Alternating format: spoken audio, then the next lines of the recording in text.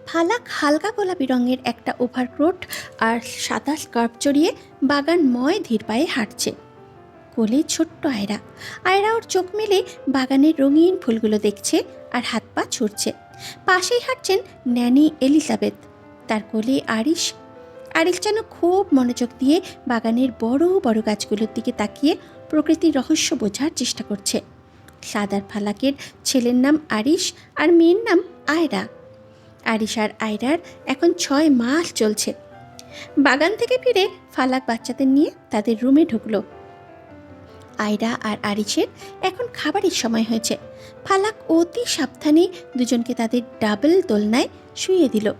লক্ষ্য করল আরিশ আর আয়রা দুজনেই খুব ফুরফুরে মেজাজে আছে। ওরা দোলনায় শুয়ে শুয়ে হাত পা ছুটছে আর নিজেদের মধ্যে আধো আধো ভাষায় কি যেন বলছে।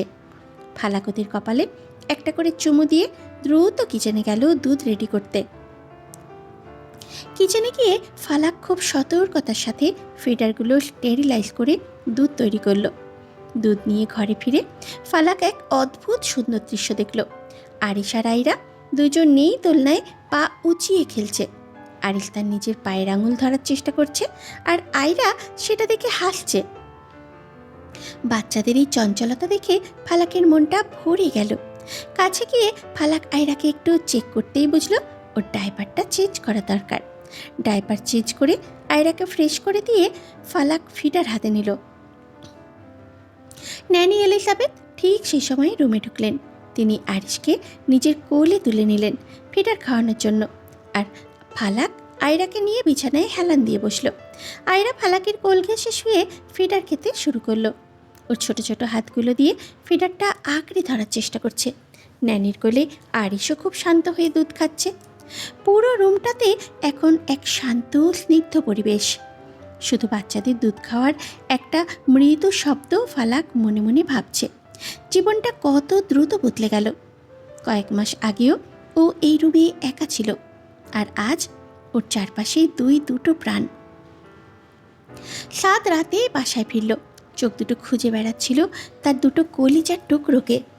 7 রুমে ঢুকেই দেখল ফালাক বাচ্চাদের নিয়ে ব্যস্ত, ব্রেস্ট ফিডিং করাচ্ছে। দ্রুত ওয়াশরুমে গিয়ে ফ্রেশ হয়ে একটা পাতলা টি শার্ট আর ট্রাউজার পরে বেরিয়ে এলো। ভেজা চুল থেকে টপ টপ করে পানি পড়ছে, সেদিকে ওর কোনো খেয়ালই নেই।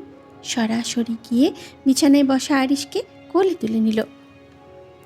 বাবাকে কাছে পেয়ে আরিশ আর আয়রা যেন হাতেই চাঁদ পেল। হাত পা ছুঁড়ে আধো আধো শব্দে তারা সাদের সাথে যেন গল্প জুড়ে দিল। ফালাক কিছুক্ষণ আগে অন্য রুমে গিয়েছিল। রুমে ঢুকেই দেখল সাদ বিছানায় বসে আরিশকে উঁচুতে তুলে খেলা করছে, আর আয়রা সাদের পায়ের উপরে দিয়ে হামাগুড়ি দেওয়ার চেষ্টা করছে, কিন্তু সাদের ভেজা চুল থেকে পানি পড়ছে।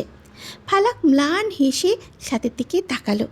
সাদের পরনে সাধারণ একটা টি শার্ট আর ট্রাউজার, চুলগুলো অবিন্যস্ত, চোখে ঘুমের রেশ। অথচ এই অগোছালো সাদকে আজ ফালাকের কাছে পৃথিবীর সবচেয়ে সুদর্শন পুরুষ মনে হচ্ছে।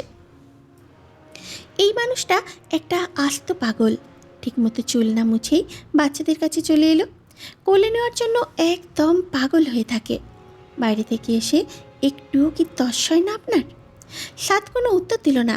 ফালাক একটা শুকনো টাওয়াল হাতে নিয়ে সাদের ঠিক পিছনে গিয়ে দাঁড়ালো। সাদ তখন বিছানায় বাবুদের মাঝখানে বসে আছে। ফালাক সাদের মাথাটা টাওয়াল দিয়ে জড়িয়ে খুব যত্ন করে চুল মুছতে শুরু করলো। এই, আপনি কি এখনো বাচ্চা আছেন? এইভাবে ভেজা চুলে থাকলে তো আপনার ঠান্ডা লাগবেই। আপনার কি একদমই নিজের শরীরের দিকে খেয়াল নেই? সাদ ফালাকের হাতে ছোঁয়া পেয়ে একটু শান্ত হলো, মুখ না ফিরিয়েই হাসলো। আমার খেয়াল রাখার জন্য তো তুমি আছোই ফালাক। তাও এখন আপনি একা নন, আপনার উপরে এই 3টে মানুষের জীবন নির্ভর করে। আপনার এই খামখেয়ালি কবে যে যাবে? সাদ এবার ফালাকের কোমর জড়িয়ে ধরে কাছে টেনে বলে, যাবে না এই খামখেয়ালি। ছোট্ট রুমে আজ শুধু ভালোবাসা, বাচ্চাদের কলকাকলি আর এক দম্পতির পরম নির্ভরতা। আরিশ আর আয়রা যেন বাবা মায়ের এই ভালোবাসার ভঙ্গি দেখে আরও জোরে হাত পা ছুটতে লাগলো। আরিশ অনেক আগেই ঘুমিয়ে পড়েছে, কিন্তু আয়রা আজ ঘুমাচ্ছে না। সাদ আয়রাকে বুকে নিয়ে পায়চারি করে অবশেষে ওকে ঘুম পাড়ালো। খুব সাবধানে শুইয়ে দিয়ে সাদ যখন সোজা হয়ে দাঁড়ায় তখনই ওর চোখ গেল ড্রেসিং টেবিলের সামনে দাঁড়িয়ে থাকা ফালাকের দিকে। ফালাক আজ একটি ধপধপে সাদা রঙের জামদানি শাড়ি পরেছে। এই মুহূর্তে ওকে যেন কোনো রূপকথার পরী মনে হচ্ছে। আয়নার সামনে দাঁড়িয়ে খুব ধীর লয়ে নিজের চুলগুলো গুছিয়ে একটা হাত খোপা বাঁধছে। ঘাড়ের কাছের কয়েকটা অবাধ্য চুল অবহেলায় ঝুলে আছে।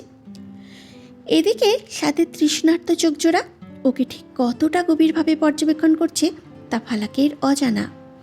সাদ নিঃশব্দে ফালাকের ঠিক পেছনে এসে দাঁড়ালো। ফালাক কিছু বুঝে ওঠার আগে সাদ ফালাককে বাজা কোলে তুলে নিল। এ কি করছেন? ছাড়ুন। সাদ ফালাকের চোখের দিকে স্থির দৃষ্টিতে তাকিয়ে বলল, চুপ, একদম কথা বলবে না। ফালাক অপ্রস্তুত হয়ে সাদের গলা জড়িয়ে ধরল। সাদ ফালাককে নিয়ে ধীর পায়ে ওদের পাশের রুমটার দিকে পা বাড়ালো।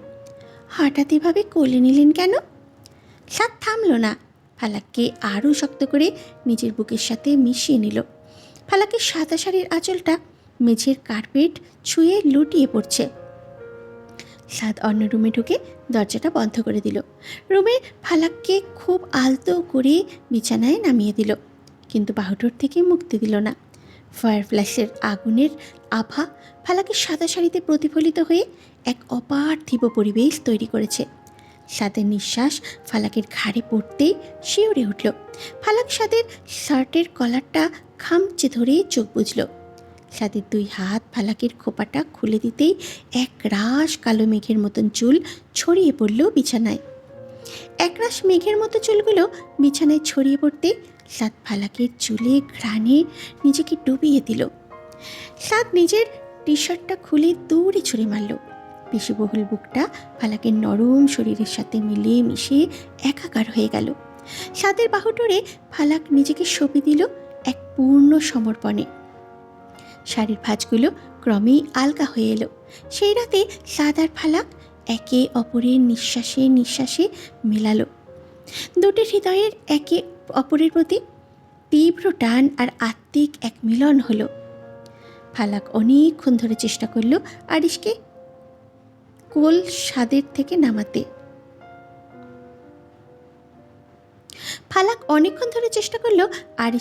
সাদের কোল থেকে নামাতে। ওর পছন্দের খেলনা দিল, ন্যানি এলিজাবেথকে ডাকলো, এমনকি আয়রাকে ওর পাশে শুইয়ে দিল। কিন্তু আরিশের এক কথা, যেন সে বাবার গলা ছাড়বে না। সাদ কোল থেকে নামাতে নিলেই সে মুখ লাল করে এমন চিৎকার দিয়ে কান্না শুরু করেছে যে সাদের এসব দেখে বুক ফেটে যাচ্ছে। আপনি চান, ও একটু পর শান্ত হয়ে যাবে। এভাবে কোলে নিয়ে থাকলে তো আপনার দেরি হয়ে যাবে। সাদ আরিশের পিঠে হাত বুলিয়ে আদর করতে করতে ফালাকের দিকে তাকালো। না ফালাক, এইভাবে কান্নায় রেখে আমি কাজে মন দিতে পারবো না। আজ না হয় আরিশ আমার সাথেই অফিসে যাবে। ফালাক অবাক হয়ে তাকিয়ে রইল। সাদ সত্যিই আরিশকে কোলে নিয়ে গাড়ির দিকে পা বাড়ালো। সাথে নিল আরিশের ডায়াপার, ব্যাগ আর দুধের ফিডার। সাদ তার ব্ল্যাক মার্সিডিজ থেকে নামলো। তখন সবার চোখ ছানা পড়া। বডিগার্ডরা দৌড়ে এসে দরজা খুলল আর দেখল তাদের গম্ভীর বস এক হাতে ব্রিফকেস আর অন্য হাতে একটা ফুটফুটে শিশুকে আগলে ধরে আছেন। অফিসের রিসেপশন থেকে শুরু করে কেবিন পর্যন্ত সবাই আরিশকে দেখে মুগ্ধ। কয়েকজন এগিয়ে এলো কোলে নিতে, কিন্তু আরিশ তার বাবার শার্টের কলার খামচে ধরে সবার দিকে এমন তাকালো যেন বলছে, খবরদার, আমার বাবার কাছে কেউ আসবে না। আজকের প্রজেক্টটা ছিল কয়েক $1,000,000। কনফারেন্স রুমের বিশাল টেবিলের চারিদিকে দামি দামি ইনভেস্টাররা বসে আছেন। সাদ ভেতরে ঢোকা মাত্রই সবাই উঠে দাঁড়ালো, কিন্তু সবার চোখে মুখে বিস্ময়। সাদ নিজের চেয়ারে বসলো, কোলে তার ছেলে। আরিশ তখন সাদের টাইটা নিয়ে খেলতে ব্যস্ত। জেন্টলম্যান, আজকের মিটিং শুরু করার আগে একটা কড়া নির্দেশ, কেউ উচ্চস্বরে কথা বলবেন না। কোনো তর্ক বিতর্ক বা চিৎকারের শব্দ যেন না শুনি। আমার ছেলে ভয় পেয়ে গেলে কিন্তু আপনাদের কেরিয়ারের জন্য সেটা ভালো হবে না। আশা করি কথা মনে থাকবে। পুরো মিটিং রুমে পিন পতন নীরবতা নেমে এলো। সবাই এতটাই সাবধানে প্রেজেন্টেশন দিচ্ছিল যেন ফিস ফিস করে কথা বলছে। সাদ মাঝে মাঝে ল্যাপটপে নজর দিচ্ছে, আবার মাঝে মাঝে আরিশের মাথায় হাত বুলিয়ে দিচ্ছে। আরিশও একদম শান্ত হয়ে বসে রইল পুরো সময়টা।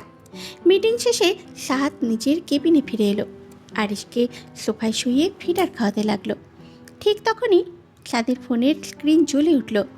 ফালাক ভিডিও কল দিয়েছে।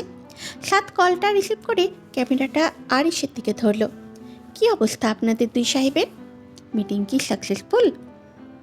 নাকি আরিশ নিজেই প্রেজেন্টেশন দিয়েছে? সাকসেসফুল। ভিডিও কলের ওপাশে ফালাকের হাসি মুখ দেখে সাদের সারা দিনের ক্লান্তি নিমেষেই উধাও হয়ে গেল। আরিশ তখন ফিডার শেষ করে তৃপ্তির ঠেকুর তুলছে আর বড় বড় চোখ করে স্ক্রিনে তার মাকে দেখছে। আমি আসছি হাফ অ্যান আওয়ারের মধ্যে। আচ্ছা, আরিশকে সাবধানে নিয়ে আসবেন, আর শার্টের বোতামটা একটু ঠিক করে নিন। আরিশ মনে হয় আপনার কলারটা টেনে একদম নষ্ট করে দিয়েছে। সাদ নিজের কলারের দিকে তাকিয়ে হাসল। সত্যি আরিশের ছোট হাতের টানে সাদের সুরটা আজ অগোছালো হয়ে গেছে। ভিডিও কলটা কেটে দিয়ে সাদ আরিশকে কোলে তুলে নিল। আরিশের বুকের উপরে মাথা রেখে একটা লম্বা হাই তুলল। সাদর কপালে চুমু দিয়ে বলল, চলো বাবা, এবার বাড়ি ফিরি। তোর মা আর বোন আমাদের জন্য অপেক্ষা করছে। অফিসের করিডর দিয়ে সাদ আবার বেরিয়ে যাচ্ছে। তখন সবার চোখে মুখে শুধু একটাই কথা, মির্জা স্যার যে এতটা কেয়ারিং বাবা হতে পারেন তা কল্পনার বাইরে ছিল। ফালাক অনেক কষ্টে আরিশ আর আয়রাকে ঘুম পাড়িয়েছে। আজ সাদ পাশের রুমে কাজ করছে অনেকক্ষণ হলো। এরপরে ফালাক ডাকতে যায়। ফালাক ধীর লয়ে দরজা ঠেলে ভেতরে পা রাখল। পুরো রুমটা ড্রিম লাইট দিয়ে আলোকিত করে রাখা হয়েছে। সাদ কোথাও নেই। ফালাক এদিক ওদিক তাকিয়ে ডাকল, কোথায় আপনি? ফালাক রুমের মাঝখানের দিকে এগোতে লাগলো। হঠাৎ করে কিছু একটার সাথে পা লেগে ফালাক হোঁচট খেল। টান সামলাতে না পেরে সামনে বিছানাটার উপরে ধপ করে পড়ে গেল। ঠিক তখনই সিলিংয়ের উপর থেকে শত শত রঙিন বেলুন আর হার্ট শেপের বেলুন ঝরঝর করে ফালাকের গায়ের উপরে পড়তে লাগলো। ফালাক সম্পূর্ণ অবাক। মুহূর্তের জন্য মনে হলো বাস্তব জগতে নেই, কোনো এক স্বপ্নের রাজ্যে হারিয়ে গেছে। ঠোঁটের কোণে ফুটে উঠল এক অনাবিল হাসি। বিছানায় উঠে বসে দুই হাতে বেলুনগুলো সরাচ্ছিল। মনটা এক লহমায় খুশিতে ভরে উঠল। হুট করেই মৃদু আলোগুলো নিভে গেল। পুরো ঘর একদম খুটখুটে অন্ধকার। ফালাক এক মুহূর্তের জন্য ঘাবড়ে গেল। অন্ধকারের বুক চিরে শুধু সাদের উপস্থিতির ঘ্রাণ পাচ্ছিল। ঠিক তখনই একটা ক্লিক শব্দ হলো, আর সাদের হাতে জ্বলে উঠল একটা ছোট লাইটার। ছোট্ট আগুনের শিখায় ফালাক দেখল সাদের মুখটা। আগুনের আভায় সাদের তীক্ষ্ণ চাউনি ফালাককে যেন হিম করে দিল। সাদের অন্য হাতে ধরা ছোট্ট একটা চকলেট কেক। শুভ জন্মদিন আমার নিশিরাতের জোনাকি। এই অন্ধকার ঘরে আমার এই এক চিলতে আলো হয়েই থেকো সারা জীবন। ফালাক নির্বাক, শুধু অপলক দৃষ্টিতে তাকিয়ে আছে সাদের দিকে। লাইটারের শিখাটা কাঁপছে, আর সেই সাথে ফালাকের বুকের ভিতরটাও দুলছে এক অপূর্ব আবেশে। সাদের এই নিশিরাতের জোনাকি ডাকটা যেন ফালাকের আত্মার খুব গভীরে গিয়ে ধাক্কা দিল। আপনি আপনি এইসব কিছু কখন করলেন? যে যাকে ভালোবাসে তার জন্য সময় আর সুযোগ তৈরি করে নিতে হয় ফালাক। এরপরে ফালাককে কেক খাইয়ে দেয়। ফালাক মনে মনে খুব খুশি। আর জন্মদিন পালন তো দূর, কেউ কখনো মনেই রাখেনি। তার জন্মদিন পালন তো কেউ কখনো মনেই রাখেনি। আর আজ মনে মনে চাইল যেন জীবনের প্রতিটি জন্মদিন এই মানুষটার বাহুডোরেই কাটে। ফালাকও কাঁপা কাঁপা হাতে এক টুকরো কেক সাদকে খাইয়ে দিল। ফালাক আর নিজেকে ধরে রাখতে পারল না। কেকটা একপাশে রেখে সাদের বুকে আছড়ে পড়ল। সাদের শার্টটা খামচে ধরে ডুকরে কেঁদে উঠল। এক অদ্ভুত সুখের কান্না। সাদকে দুই বাহু দিয়ে পিষ্ট করে জাপটে ধরল। আমি খুব ভাগ্যবতী, খুব বেশি ভাগ্যবতী। আপনি না থাকলে আমি জানতামই না যে ভালোবাসা এতটা সুন্দর হতে পারে। সাদ ফালাকের চুলে গভীর একটা চুমু খেল। বেলুনগুলো বিছানার চারধারে ছড়িয়ে ছিটিয়ে আছে। সাদ আর ফালাক শুয়ে আছে। ফালাক সাদের প্রশস্ত বুকের উপরে মাথা রেখে হৃদস্পন্দন শুনছে, যে হৃদস্পন্দন এখন শুধু ফালাকের নামেই স্পন্দিত হয়। সাদ এক হাত দিয়ে ফালাকের এলো বেলো চুলগুলো সরিয়ে দিচ্ছিল। অনেক রাত হলো, ঘুম আসছে না তোমার? মোটেও না। আমার কেন যেন মনে হচ্ছে আমি চোখ বুঝলেই এই সুন্দর স্বপ্নটা ভেঙে যাবে। সাদ ফালাকের চিবুকটা ধরে মুখটা উঁচিয়ে ধরে। চাঁদের আলোয় ফালাকের মুখ জল করছে। তাহলে একটা গান শুনবে? ফালাক অবাক হয়ে সাদের দিকেই তাকালো। সাদ মির্জা গান গাইবে? তাও নিজে বলছে। আপনি গান গাইবেন? সত্যি? সাদ গাইতে শুরু করলো। हम तेरे बिना अब रह नहीं सकते, तेरे बिना क्या वजूद मेरा, तुझसे जुदा अगर हो जाएंगे तो खुद से ही हो जाएंगे जुदा, क्योंकि तुम ही हो, अब तुम ही हो जिंदगी, अब तुम ही हो चैन भी, मेरा दर्द भी, मेरी आशिकी, अब तुम ही हो। ফালাক মন্ত্রমুগ্ধের মতো শুনতে লাগলো। দেখতে দেখতে 3টি বছর পেরিয়ে গেল। মির্জাবাড়ি এখন আগের চেয়েও দ্বিগুণ কোলাহল, দ্বিগুণ প্রাণ চাঞ্চল্য। আয়ান আর নীলার 1 বছরের ছেলে হয়েছে। ঈশান রিমার 8 মাসের ফুটফুটে রাজকন্যা রোজ। মীরার বিয়ে হয়ে গেছে। মির্জা বাড়ির আদুরে মেয়েটা এখন অন্য এক ঘর আলো করে আছে। এদিকে সেই ছোট্ট আরিশ আয়রাও বড় হয়ে গেছে, এখন কথা বলতে পারে, ঘর জুড়ে হেঁটে বেড়ায়। মীরার বিয়ে উপলক্ষে সাদ আর ফালাক বাংলাদেশ এসেছে। বাবা মায়ের কবরের পাশে দাঁড়িয়ে ফালাক আজ অঝরে কেঁদেছে।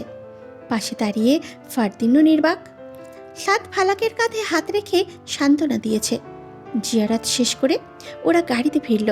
সাদ ড্রাইভিং সিটে, পাশে ফালাকের কোলে ছোট্ট আয়রা, পেছনের সিটে ফারদিনের কোলে আরিশ। রোদের তাপে ফালাকের গলা শুকিয়ে কাঠ হয়ে গেছে, খুব পানি তেষ্টা পেয়েছে। একটু পানি আনবেন? সাদ গাড়িটা মেইন রোডের পাশে একটা ছোট্ট বাজারের সামনে দাঁড় করায়। সাদ গাড়ি থেকে নামতে চাইল, কিন্তু আয়রা তখন বাবার শার্টের কলার শক্ত করে ধরে কান্না জুড়ে দিল। ও বাবাকে ছাড়া 1 মুহূর্তও থাকতে নারাজ। আপনি ওকে কোলে নিন, আমি বরং দোকান থেকে পানিটা নিয়ে আসছি। ফালাক রাস্তা পার হয়ে সামনের একটা মুদির দোকানে গেল। সেখানে 4-5টা বখাটে ছেলে টুলে বসে আটা দিচ্ছিল। ফালাকের গায়ে একটা দামি সিল্কের শাড়ি। তাকে দেখেই ছেলেগুলো শিল দিয়ে ওঠে। আরে জোস তো, এই এলাকায় এমন মাল আগে তো দেখি নাই। যাবে নাকি আপা আমাদের সাথে? পানি না খেয়ে কোল্ড ড্রিঙ্কস খাওয়াই। ফালাক জলদি পানির বোতল নিয়ে টাকা নিয়ে দ্রুত পায়ে গাড়ির দিকে ফিরতে লাগলো। ফালাক প্রায় দৌড়ে গাড়ির কাছে এলো। ফালাকের ফ্যাকাশে মুখ দেখে সাদের রক্ত মাথায় চড়ে গেল। সাদ গাড়ির জানলা দিয়ে পুরো দৃশ্যটা দেখেছে। সাদ একদম শান্ত ভঙ্গিতে গাড়ি থেকে নামলো। কোলে আয়রা। ফালাকের কাছে গিয়ে খুব ধীর স্থিরভাবে আয়রাকে ফালাকের কোলে তুলে দিল। ফালাক, আয়রাকে ধরো। ধীর পায়ে দোকানটার দিকে এগিয়ে গেল। বখাটে ছেলেগুলো তখনও হাসাহাসি করছিল, কিন্তু সাদকে আসতে দেখে ওদের হাসি উবে গেল। সাদের ব্যক্তিত্বই এমন যে সাধারণ মানুষ ভয়ে পিছিয়ে যায়। সাদ কিছু না বলে পাশের একটা ডাব বিক্রেতার ভ্যান থেকে একটা ধারালো দা তুলে নিল। চকচকে ইস্পাতের সেই দাটা সাদের হাতে দেখে চারপাশের লোকজন চিৎকার করে উঠল, কিন্তু সাদ নির্বিকার। এই, আপনি কে? মারামারি করবেন নাকি?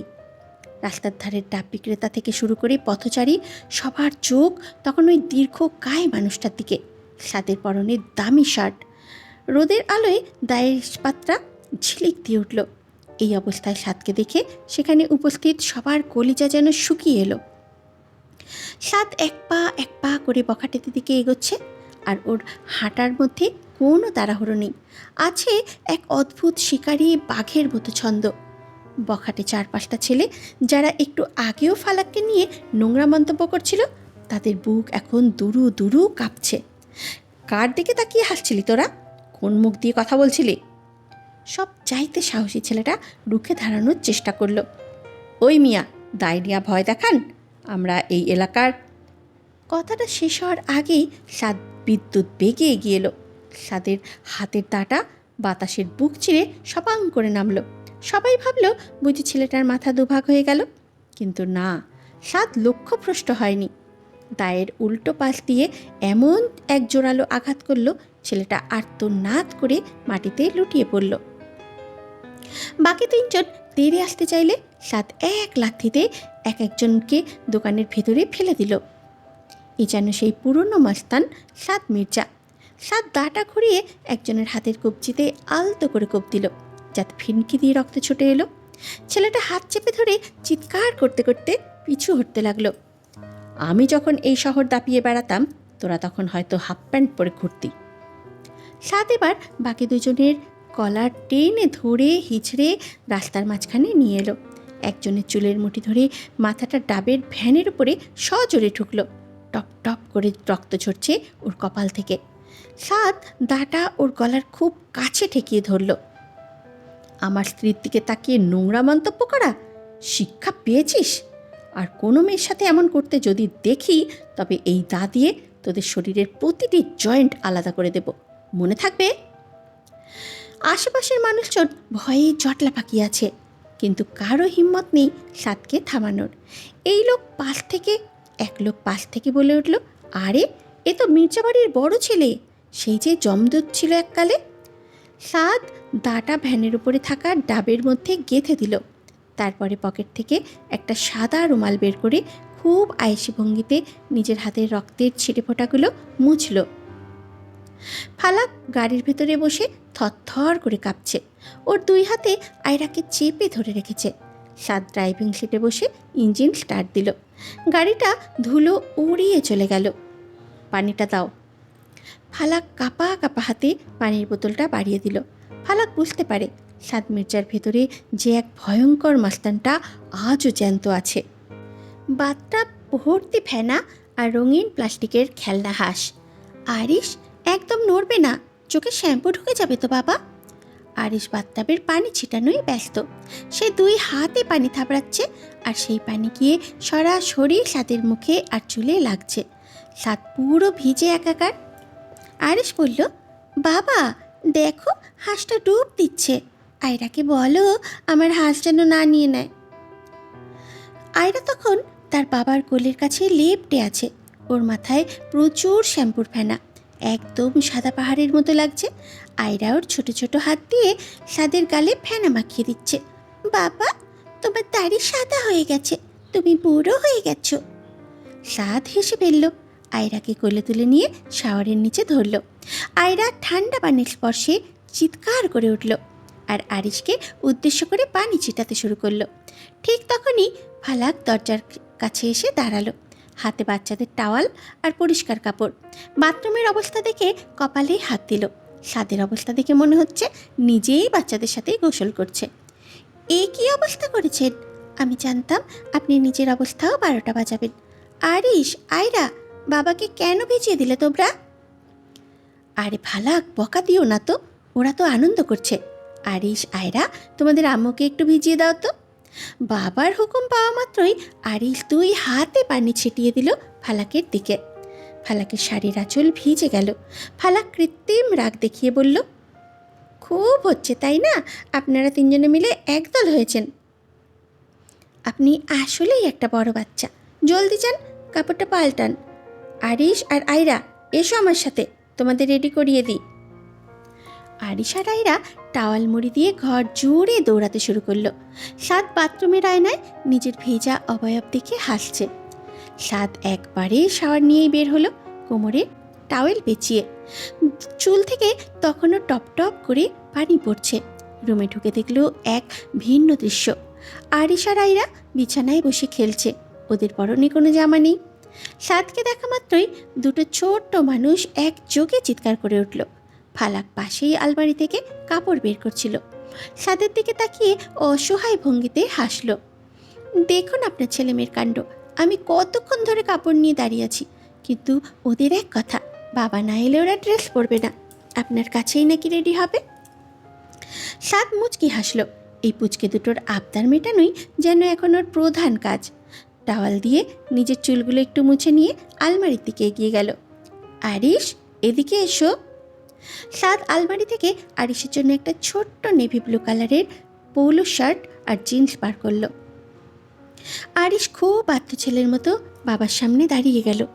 সাদ খুব যত্ন করে শার্টের বোতামগুলো লাগিয়ে দিল আর চুলে একটু জেল মেখে স্পাইক করে দিল।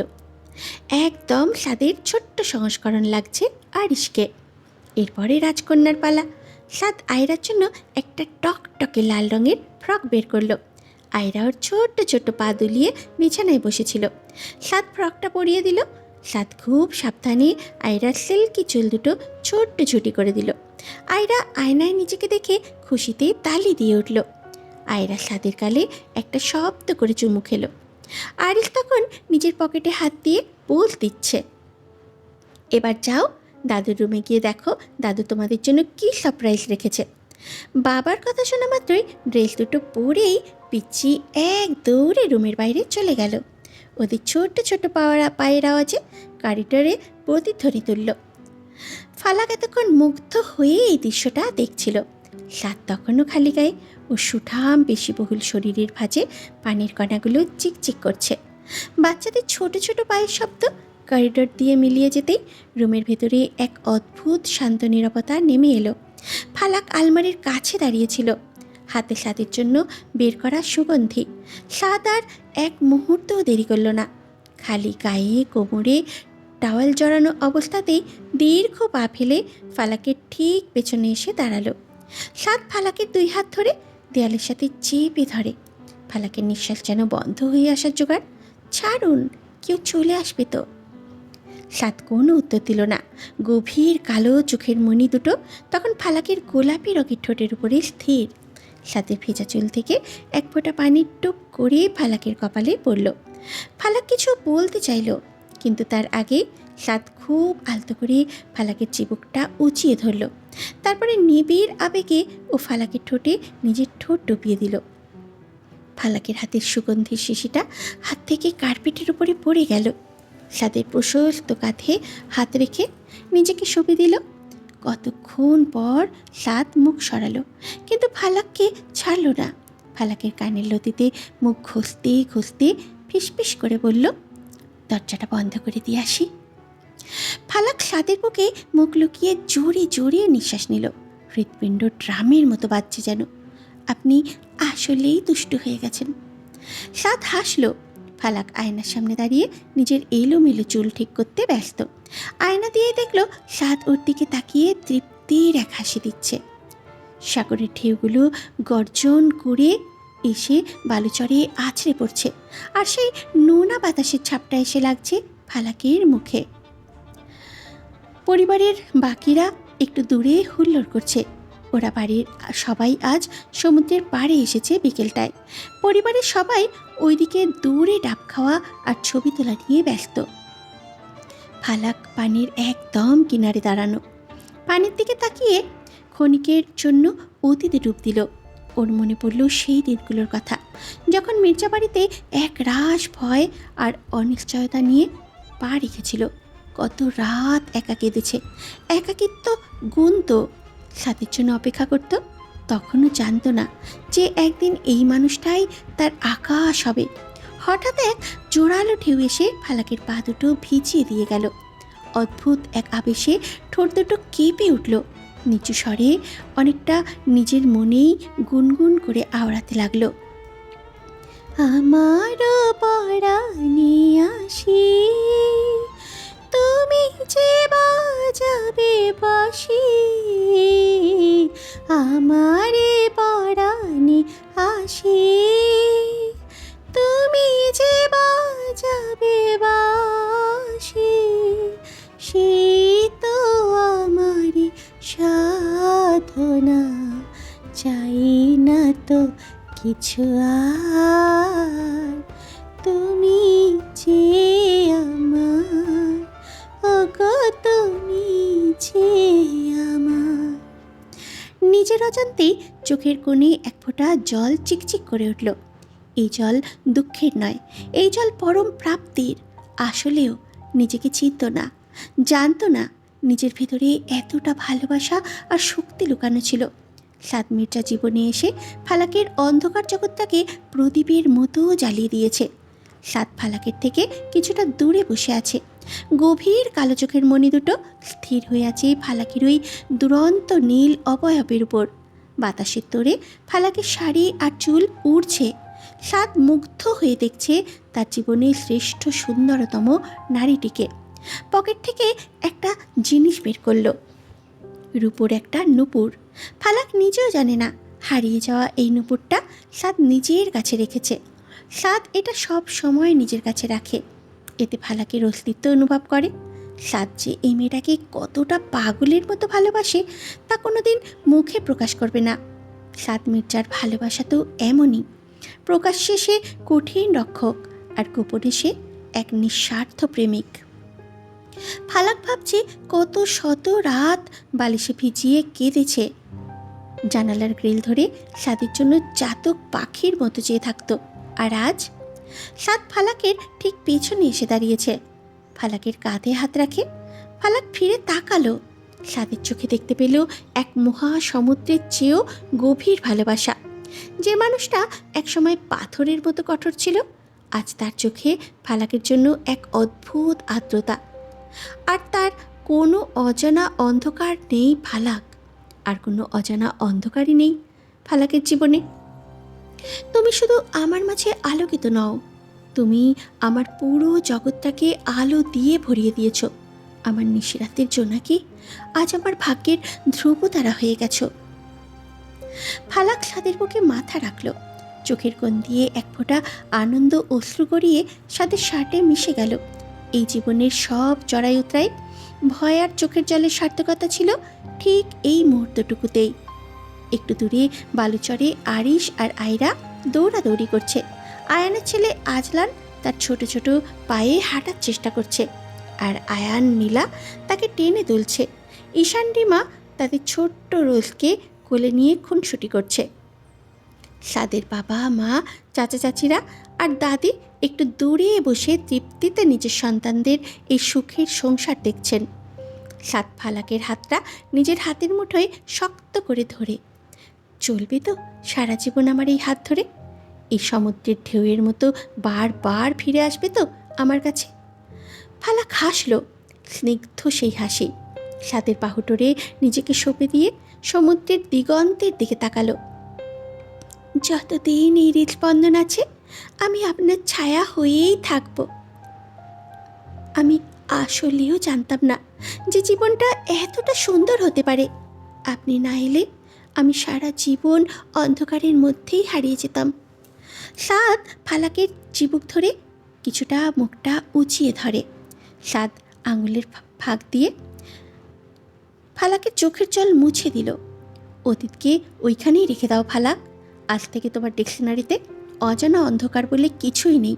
আজ তুমি শুধুই আমার, আর আমি তোমার। আমাদের এই ছোট্ট পৃথিবীটা এইভাবেই আলোকিত থাকবে। সাদ ফালাকের কপালে নিজের ঠোঁট ছোঁয়ায়। সমুদ্রের ঢেউগুলো ওদের পায়ের নিচে লুটিয়ে পড়ছে বারবার, যেন ফালাকের বলা কথাগুলো তাদের সাথে তাল মেলাচ্ছে।